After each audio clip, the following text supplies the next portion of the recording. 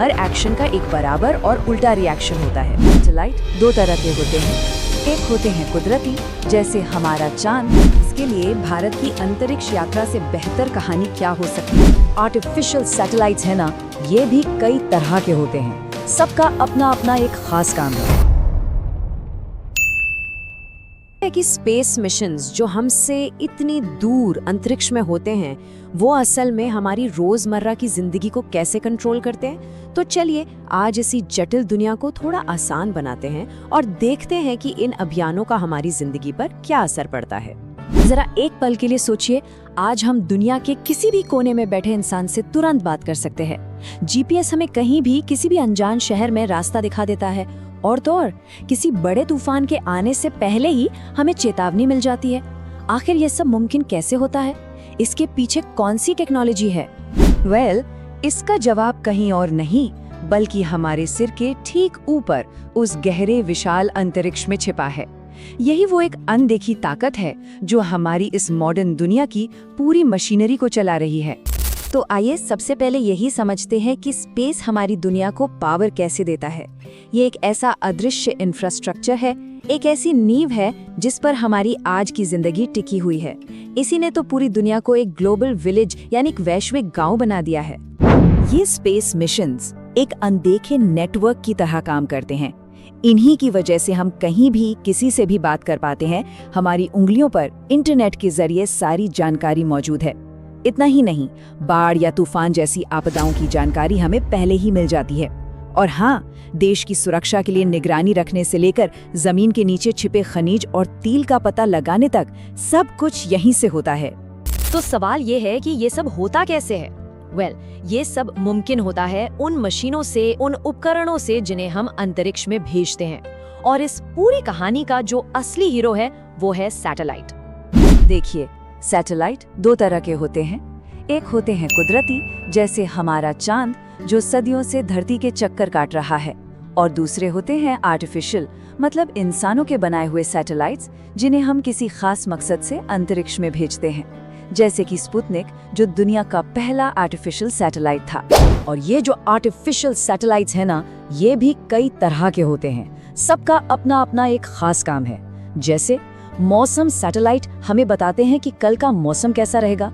Communication satellite हमारे phone calls और internet को चलाते हैं, और नेविगेशन सैटेलाइट्स की वजह से ही गूगल मैप्स काम करते हैं। भारत के भी अपने सैटेलाइट्स हैं, जैसे इनसैट, जीसैट और IRNS सीरीज, जो ये सारे काम बखूबी कर रहे हैं। लेकिन एक मिनट, इन सैटेलाइट्स को अंतरिक्ष तक पहुंचाता कौन है?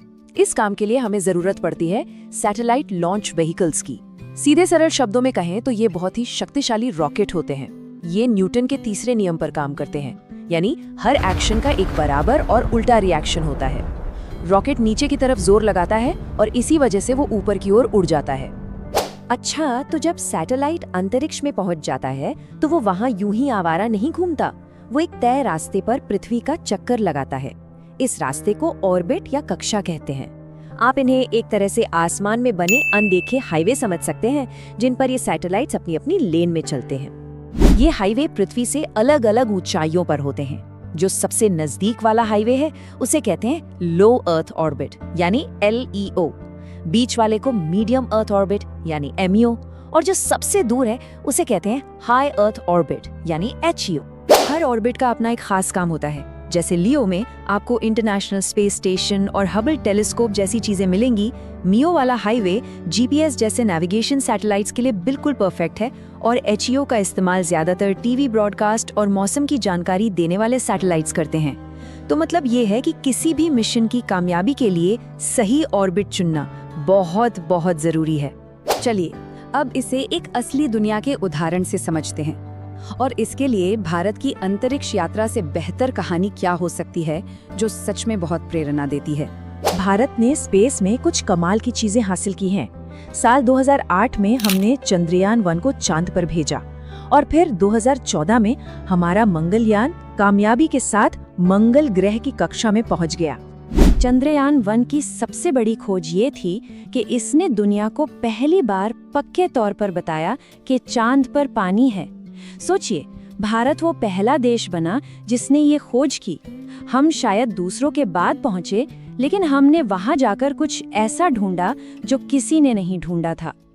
और मंगलयान मिशन की तो बात ही कुछ और है। भारत दुनिया का पहला देश बन गया जिसने अपनी पहली ही कोशिश में मंगल ग्रह तक का सफर पूरा कर लिया। ये एक ऐसी कामयाबी है जो दुनिया के बड़े बड़े स्पेस पावर भी पहली बार में हासिल नहीं कर पाए थे। और सबसे हैरान करने वाली बात ये है कि ये मिशन बहुत ही कम लागत में पूरा किया गया था। ये इसरो की काबिलियत को दिखाता है कि कैसे कम बजट में भी बड़े बड़े सपने पूरे किए जा सकते हैं। तो भारत की कहानी हमें यही सिखाती है कि स्पेस में सफलता के लिए बड़े बजट से ज्यादा बड़ी सोच और इनोवेशन की जरूरत होती है। लेकिन जैसे जैसे हम सितारों की तरफ बढ़ रहे हैं, एक नई और बहुत बड़ी चुनौती हमारे सामने आ खड़ी हुई है। ये हमारे स्पेस मिशंस का एक ऐसा नतीजा है जिसके बारे में शायद हमने पहले सोचा नहीं था। मैं बात कर रहा हूँ स्पेस डेब्रिस की, यानी अंतरिक्ष के कचरे की। ये वो पुराने सैटेलाइट्स हैं जो अब काम नहीं करते।